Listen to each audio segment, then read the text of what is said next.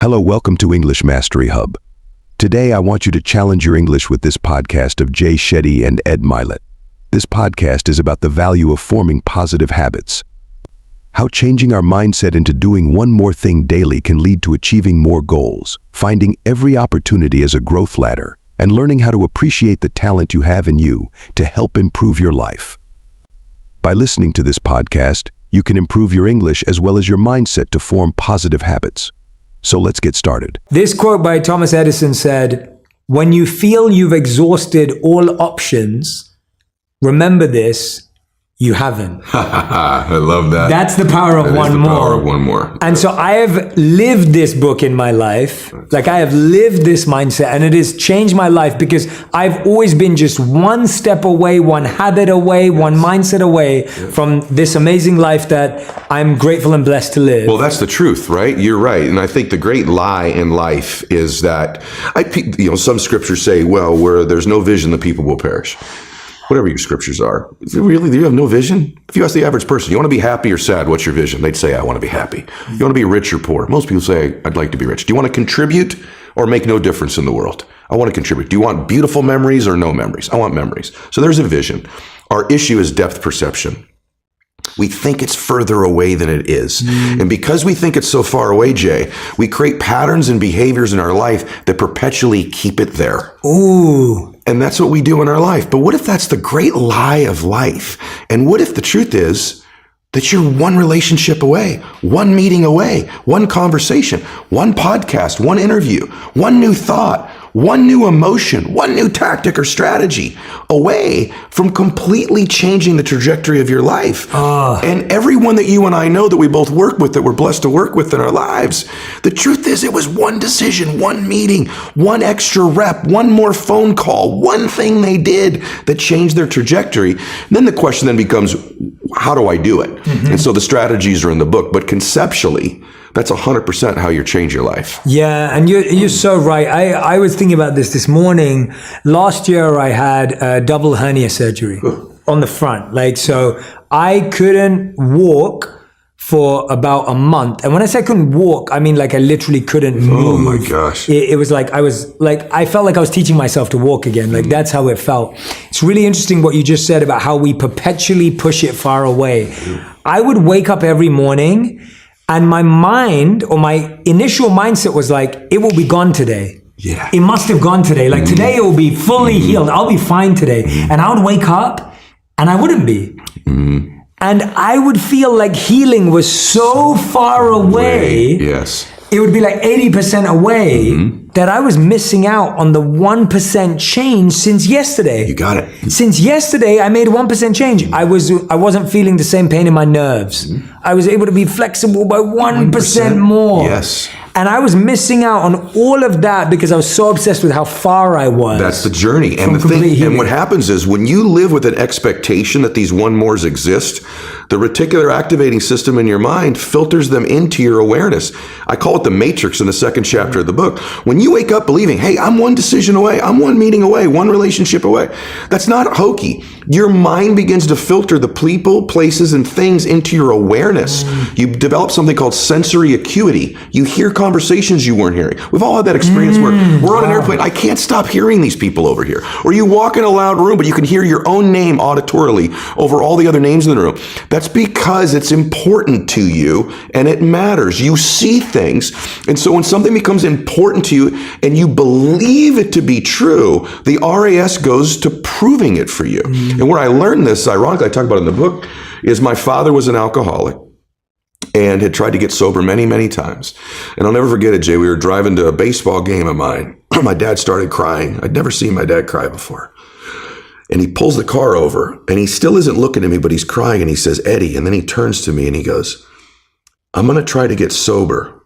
And I'll never forget this, brother. He goes, one more time. Wow. And I said, really, Daddy? He goes, I'm going to give it one more try. And I said to him, I said, why would this be any different this time? And he said, never said this to me before. He goes, because I love you and you deserve a father you can be proud of, and you can't be proud of me right now.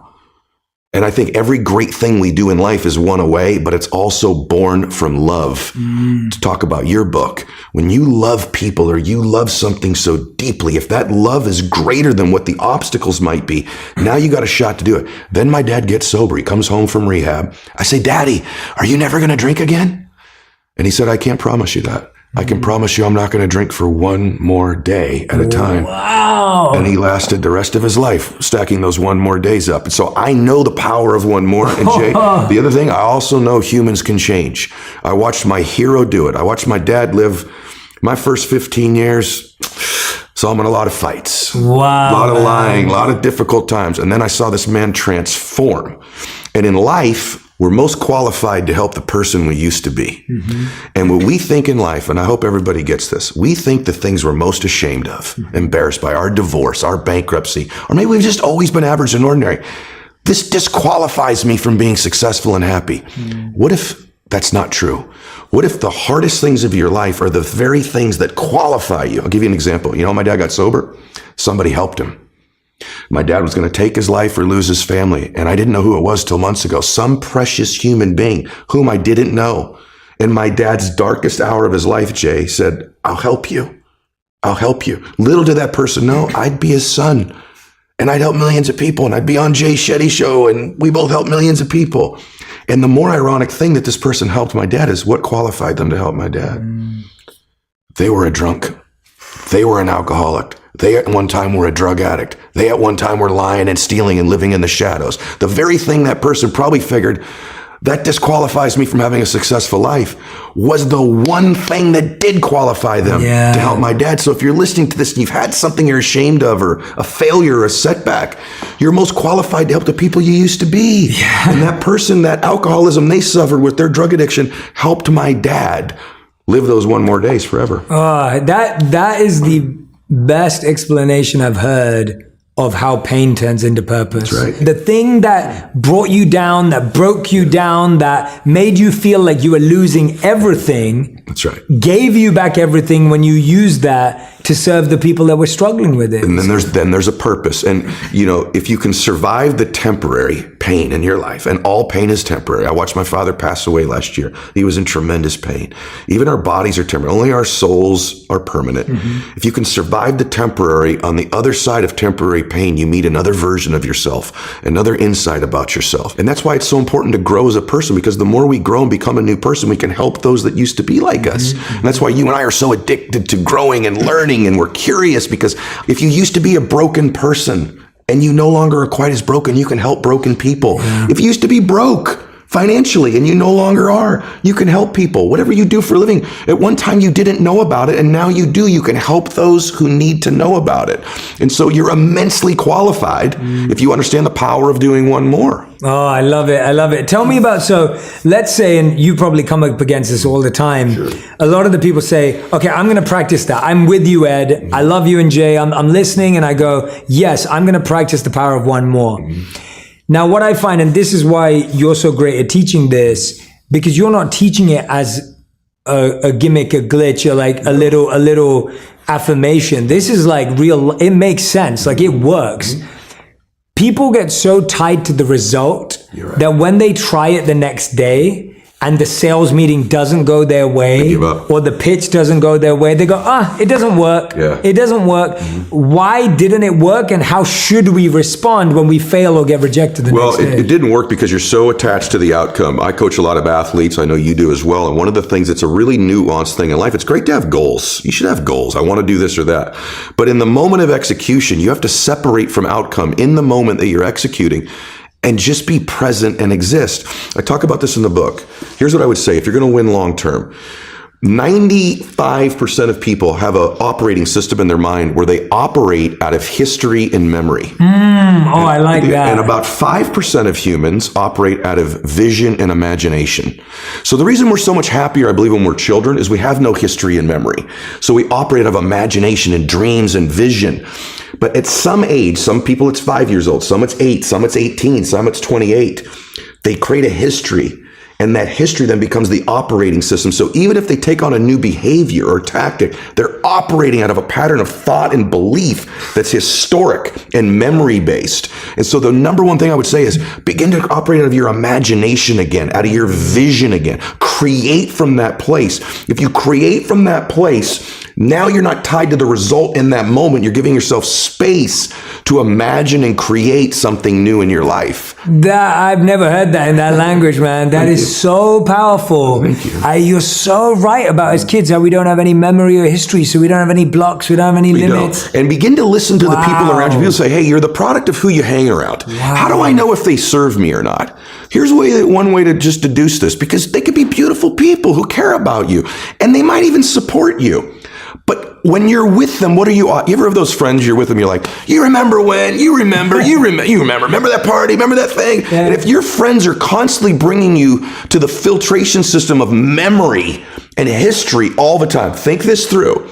How often are those friends saying, hey, what are you working on now? Yeah. Where are you going? What's your vision? What do you want to create? Yeah. And maybe that sounds hokey, but you and I have both our friends have the most amazing histories, and you can't get them to talk about them. No. You have to work, because what are they still doing? Yeah. They're talking about now and where they're going. Yeah. Their viewpoint in their life is being present and having a vision for the future. Yeah. A formula for misery, a formula for lack of creativity, lack of productivity is constantly being history and memory. Yeah. Even if it's good, it doesn't serve us. And for most of us, it's not good. And we keep living from it or trying to move away from it. Create a new future. Don't move away from the past. Create a brilliant, imaginative, curious, vibrant vision for your life. Oh, I love that. Yeah, we're always trying to create the same past. Yes. As opposed to a new future. A new future. And I find that what's really interesting about that, all the studies show that nostalgia makes us believe that the past was more phenomenal than it actually was. If you remember that party you went to at college,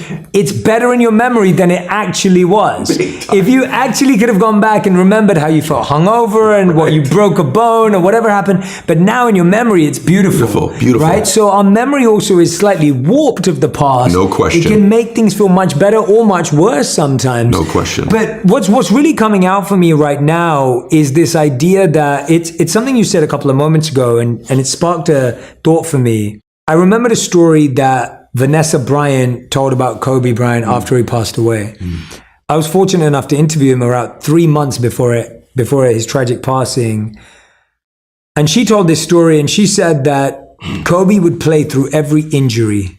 He would play through every pain. He would play through everything, even when the doctors and his coaches would say, stop playing. And she asked him, she said once, why he still plays, right? Again, going back to our curiosity, not assuming you know your partner.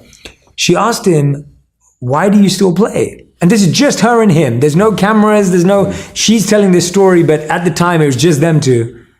He said it's because there's someone who's paid for a ticket today. They saved up. And this is the only time they're ever going to be able to come. Maybe a dad's brought his kid. Maybe someone's come to the game. They're a lifelong fan, and they came today. And today's the only day they're going to get to see me. And if I say I'm injured, they won't get to see me. So I'm going to play so that person, that one person, gets to see me play. And then he goes and wins. Yes. And it's like, that's love. That's right? love. That's what you were saying. Love for something is in the present moment also, right? Wow. Love is not just for the past. And it's funny how important one day is, man. When my dad got sick, my dad got cancer. When he first got sick, he goes, hey, my dad was a dude. He goes, look, I'll fight this one time. Okay, I'll do your little chemo and your surgery, but I'm not going to pour poison into my body. I'm not going to lose my hair. I'm not going to deteriorate. I'll give this thing a shot once. If it doesn't work, I'm out. That led to 8 years of him fighting it. Wow. Chemo, radiation, proton therapy, surgery, chemo, experimental chemo. And he did lose his hair and he was in pain. And I'd say to my dad, Dad, you're suffering so much. You said you wouldn't suffer. He said, no, Eddie, I'm in pain, but I'm not suffering. I choose not to suffer. And I'm not suffering because I get to see my grandkids again. And I said, Dad, why are you doing this?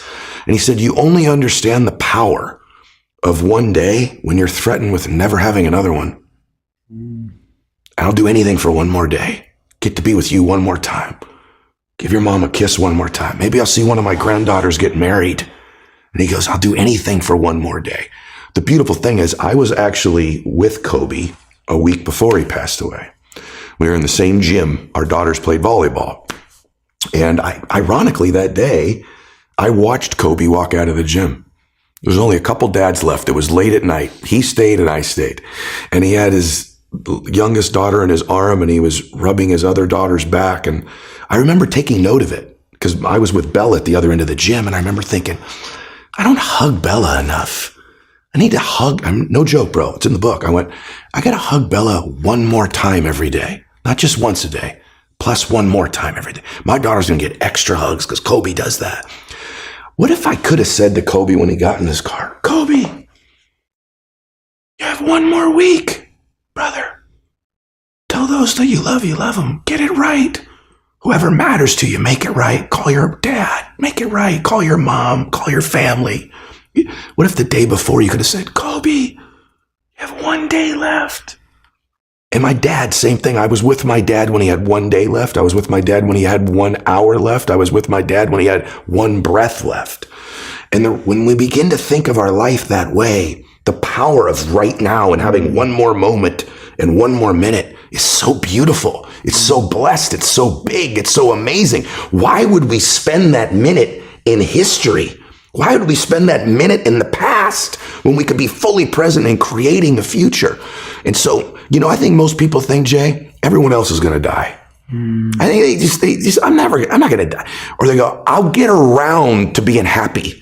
I'll get around to making my masterpiece of my life. I'll get around to my dreams. I'm going to get around to fixing this relationship that's broken. I'm going to get around to feeling those emotions.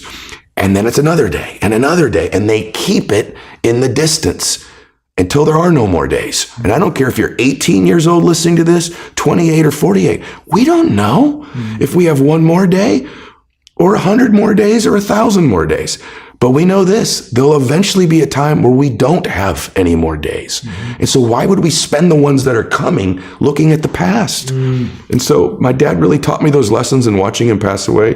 And that's why I have a whole thing in there of how to get 21 days a week, run mini days. I get 21 days a week. We still measure time, bro, like it's 1900. Think about 1900. Yeah. If I wanted to get you a note, I'd have to write a letter out, stick it on the back of a horse's butt in 1850. 30 days later, you get it. That was a 24-hour day. Now I can text you in 2 seconds. We measure time the same way. Yeah. So I teach you how to change your time so that you can make that day its maximum bliss, its maximum productivity. What's one more that you're working on right now?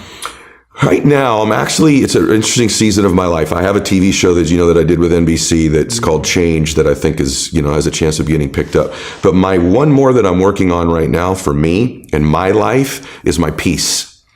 And so there's this guy, Jay Shetty, that's a friend of mine that introduced me and my family to meditation. And I'm giving myself the gift I don't just do it in the morning now. I've given myself the gift of one more time every single day of just emptying my mind and trying to be fully present. And it's been work for me. I've got that busy type of a mind, but I have found that my peace in my life, most of us, Jay, have all these goals of things we want to do, and they're wonderful. And I believe in doing that. I think standards are more important than goals because, and I teach you in this in the book, how to set the standards that'll get those goals.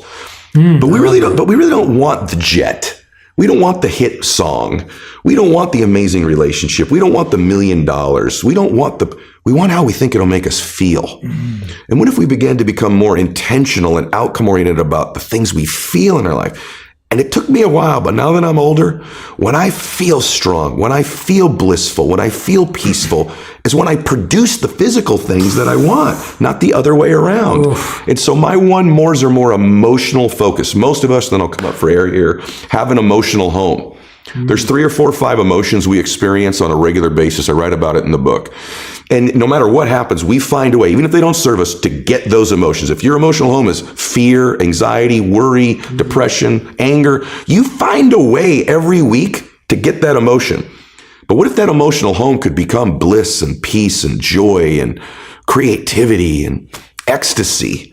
And so I'm working on one more beautiful emotion for my emotional home, and for me, it's peace. I love that. I love that answer, man. It's good to hear about what you've been saying. Like, we're not living in the past, and you're like in the present. But to have you answer that question, that peace is your presence. Like that's what you're looking for. Right Like now. that's the present. And it shows that you're using this, like it works. You're doing it time and time again. And I love what you said. It moves from the physical things into the subtle, into the emotional, into the deeper. I think that's so profound. What was that one more that if you didn't do it, you wouldn't be here today? What was one of those ones that like that was the one that convinced me, apart from obviously your father, that you were like, if I didn't do that, I wouldn't be Ed Milet today. I wouldn't be Max Out Life. The first business I built was a financial business, and I had some success, Jay, like a lot of people do in life. And then it went backwards. And sometimes when you get up the flagpole just a little bit and you come back down, that's an emotional difficulty. It could be a relationship that was good that's gone, or maybe it saved some money, it's gone. Maybe you lost a bunch of weight and got fit and you gained it back. For me, it was my business. And I called my dad. He was a pretty wise guy now that he was sober. And because I could tell you, man, I'd do one more rep in the gym. I haven't done 10 reps on a bench press in 30 years. I've done 10 plus one more a lot, though. I haven't done 45 minutes on a treadmill, but I've done 45 plus one more minute. 10 contacts a day? Never. 10 plus one more. But the biggest one more was actually something else. I called my dad and I said, hey, Dad, it's not going. The business is crashing. And I'm running out of money. Our power was turned off. Our water was turned off, Jay. I had to take my wife every morning. We'd lost our house. We're living in an apartment now. Then the water got turned off. You can't cook. You can't bathe. There was a apartment building. We had an outdoor shower at the swimming pool. And we were newlyweds. And I'd have to get up every morning, walk down there, and I'd hold a towel up while my wife took her shower every day outdoors and brushed her teeth. And then she'd switch and hold the towel up for me. And I'd walk back up to the apartment, and I was so emasculated, so ashamed, so embarrassed.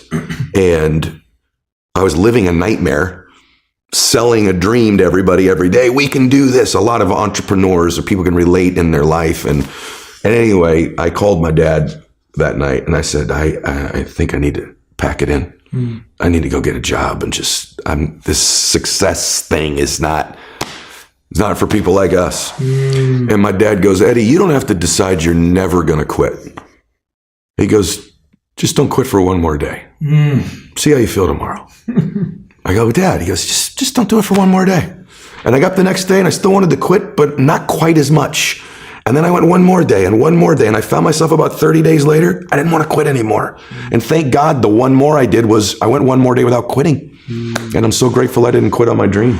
Oh, Ed, wow, that is like, oh my gosh, man. Like, everything you're just dropping right now, I'm just like, I hope everyone is taking notes. If you haven't been taking notes, I want you to take a screenshot right now of where we're at right now, because that's what you're going to have to listen to again. So take a screenshot, share it, tell everyone to go to this segment, listen to that over again, because I think what I'm hearing, is that this is a lifestyle. Like, this is a mindset. It's a lifestyle. It's an everyday, every moment way to live. This isn't just in the big business you're building. This is me telling my wife I love her one more time. This is me making sure I message my mom one more time. It's me making sure that when I'm sitting here with you, I'm always going to have to ask you one more question because you keep giving so much.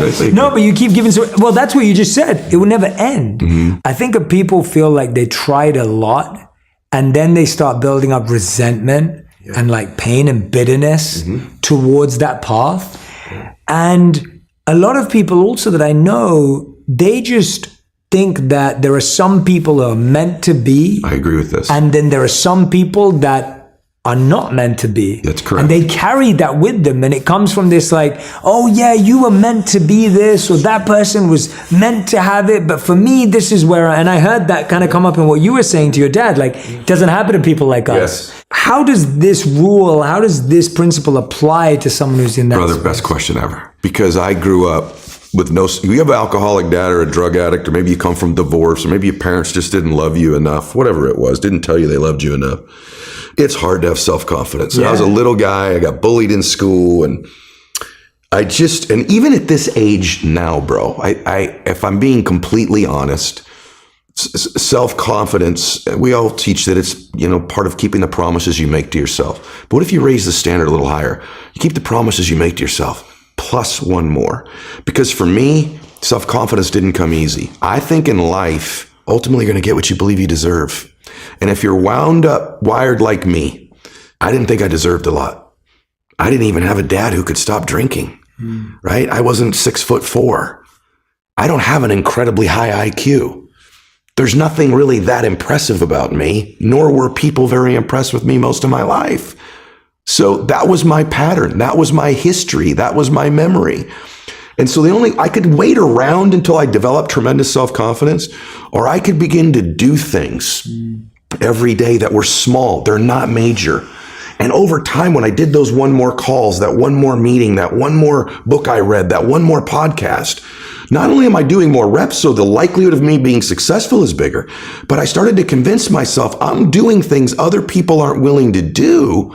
Maybe I deserve things other people aren't going to get. And slowly but surely, I started to convince myself I did deserve it based on what I was doing, not necessarily the caliber of my talent. Yeah. And that was the difference. Yeah, there's a thought I've been having recently, and it's that comfort creates self-care, but discomfort creates self-respect. Ooh, boy, I love that. Right? Like, it's what you're saying. I love that. The one more discomfort every day, yes. That's where self-respect comes from. Yes. You don't... Great term. You don't start to trust yourself or build self-esteem or believe in yourself because you just say it to yourself. Amen. It's coming, what you just said. You go out there and take one more meeting and see what you learn. Yes. You go out there and take one more risk, Yes. one more discomfort. And I guarantee you, if you have a successful or happy friend, how you determine that, and you ask them this, they'd tell you that we're right. Yeah. They would tell you, gosh, that's right. Yeah. It's right. And the difference between winning and losing, happiness and sadness, is so small, it's almost scary to talk about. But the good news is I think I kind of know what it is, and it's this one more. Absolutely. The people that I know that are the most successful and happy have more uncomfortable conversations. Agreed. They have more uncomfortable days. They have more discomfort in their lives. Yes, totally agree with that. But selected discomfort. But one of the other things that I'm asking from now, I'm like going into like the people that I know that Sure. that I'm thinking about, I can see their faces, Yep. and I want them to know that I'm asking for them. A lot of the time, one more in the wrong direction That's right. can also be really misguiding. Sometimes people, and I know you're a person of faith too, and so we can touch on this. Sometimes we're climbing the mountain and we keep doing one more, but we're actually going further away from who we are, who we want to be, our faith, our partners, right? We know people who've built multi-billion-dollar companies but lost their kids. That's right. Or they've become famous and rich, but their partner cheated on them, or like really know a lot of painful those stuff. And people who didn't do all of that, that's happened too. Sure. Like it's both ways. How does one use one more and make sure it's in the right direction? Such a great question. I'm doing this now regularly because I've made some of those mistakes and what I do is I check in with myself one more time, meaning it's important to ask yourself, what matters to me now? See, if we had this conversation 20 years ago, the things that mattered to me then are so different than what matter to me now. But a lot of us keep operating out of what used to. Maybe you've achieved or are pursuing a dream, and it's really, truly no longer your dream. It's no longer your dream. It's when I was young, listen, if we were going to do a podcast, you say, hey, I need you on the show. People are going to love you. You're going to get recognition. You're going to get all this acknowledgement. And that would have been my hot button, my need. I believe in the 6 human needs. My need was significance and recognition. And there's nothing wrong with that. It's wonderful. And so that's the button to get me to move would be significance, recognition. Well, I've been blessed the last 30 years or so of my life to have a beautiful abundance of significance and recognition. It's no longer what fills me. Now you get me to do an interview, you go, hey, I really think we could help some people. My big button in my life now is contribution. There was another stage in my life, it's still there, but hey, if you go there, you'll grow. I still want to grow, but I know me now. Right now, I'm in a season of my life that's contribution. It's giving. It's what fills my heart. And I think it's checking in with yourself one more time. What matters to me now? What do I want now? What's important to me now? What season? Maybe you're in a season where you need to rest. Maybe your spirit and everything about you is telling you, hey, it's time to feed you again. It's time to recharge. If that's the season, then answer that call. Don't play out of a past playbook. And so for me, that's the season I'm in now. And I'm sure that in 5 or 8 more years, there'll be something else. But I regularly, on a monthly basis, you recommend it in your book so beautifully about your relationship, checking in. You have these strategies you teach about weekly and monthly and quarterly and yearly with your partner of checking in with them. I also recommend you check in with yourself and what matters to you now. And so for me, it's a matter of checking in now so that I don't lose my family in the pursuit of my business or lose me. Yeah. Lose me. Who am I anymore? And I've had times where I'm like, this doesn't feel like me anymore. Yeah. And I had at least the ability to at least acknowledge that and make a change. Yeah. And I love that you brought up seasons, because I feel like no one and on planet Earth, we don't have the power to change the season, but you have the power to live the season well. That's right. You can either be right now, it's been raining, wherever where we are. It's been like pouring down with rain. There's all this effort. You could carry an umbrella. Well, you can tell how I'm dressed. Right. I'm definitely not dressed in my usual gear. Right. Because I'm dressed for the rain. I'm prepared. Yes. Because that's all I can do. I can't make the rain switch off. I can't stop it, right? Like I can't do that. Yeah. And so I love hearing that you're just learning how to thrive in the season. And so if your season's telling you to rest, you can't force the season.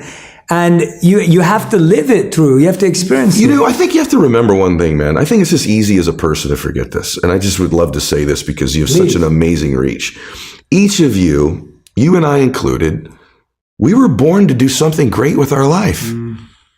We were born to do something great with our life. And it's important to check in from time to time of what that current great thing is. And sometimes we think it's the big things. It's the people that are on both our shows. They've made this big movie. They've got this big song. They're this big thing. Who's greater? The man who helped my dad get sober? Or the fact that maybe I've helped some people because my dad got sober.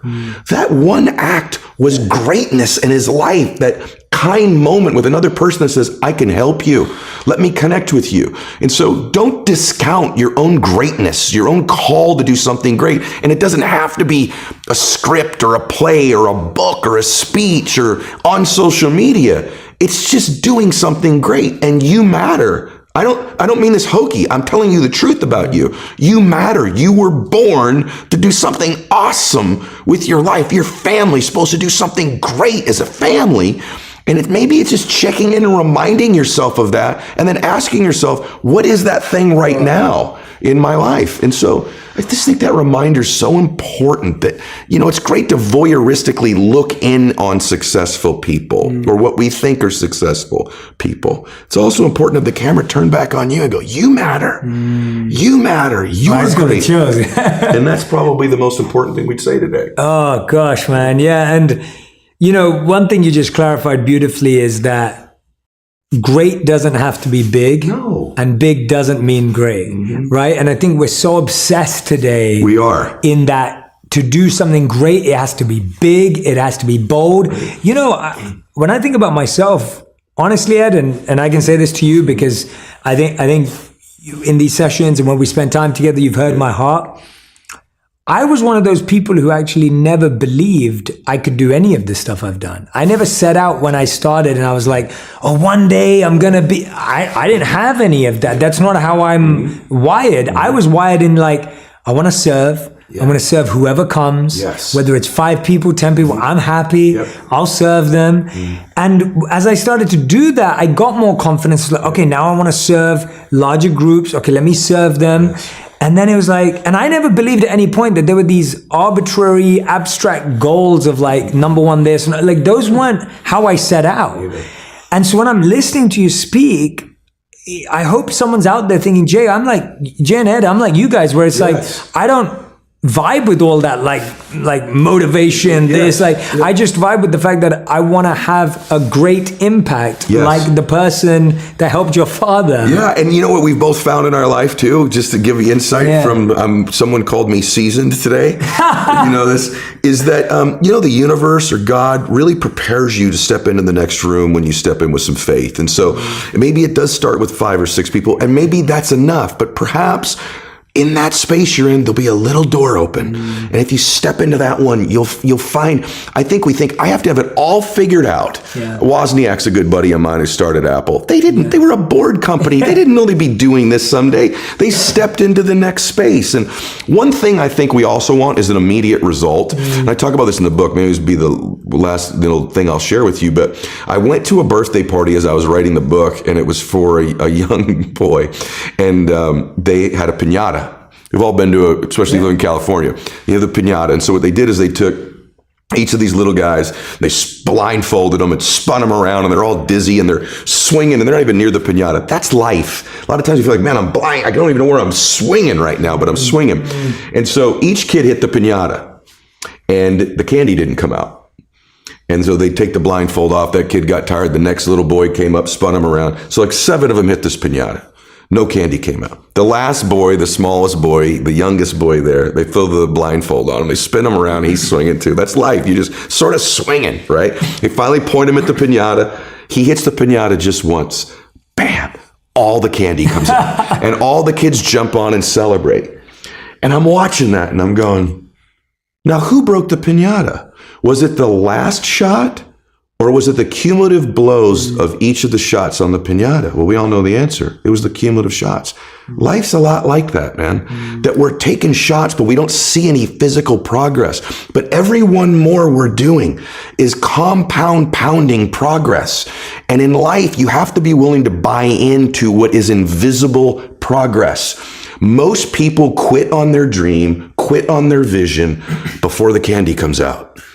And what you and I didn't do is quit. We just kept swinging. And eventually the candy comes out. The candy could be your bliss, your joy, your financial success, your notoriety, your contribution. But most people are hitting the piñata of their life and there's no evidence it's working. But the truth is there's a compound pounding effect in life that if you keep hitting your life's piñata, if you'll stick around, there'll be some candy come out. The power of one more, everyone. Ed Mylett. Go and grab this book if you haven't already. It's going to be a life changer. I mean, you can just feel the energy coming off this human being. Honestly, I want you to go read this book. I want you to go listen to the podcast if you don't already. The first book was called Max Out Your Life as well, the Max Out podcast. Ed, you are just... your energy is infectious. I don't know how anyone can't listen to you, read from you, hear from you, and not feel like they need to change their life. Like, you've just given me a list of number ones that I'm going to do. One more. I hope that you keep coming back on the show. I hope that we keep getting to connect offline. I hope that we get to, keep spending one more day, one more phone call, one more time together, because... So grateful for you, bro. I love you. Really grateful, man. Thank you so man. much. I love you. Thank you. Everyone grab the copy of the book. I'll put it in the link. I'll put it in the comment section, in the caption. The Power of One More. This is the book. Love it, brother. Thanks, brother. That was good. That was good. That was good. If you love this episode, you'll love my interview with Kobe Bryant on how to be strategic and obsessive to find your purpose.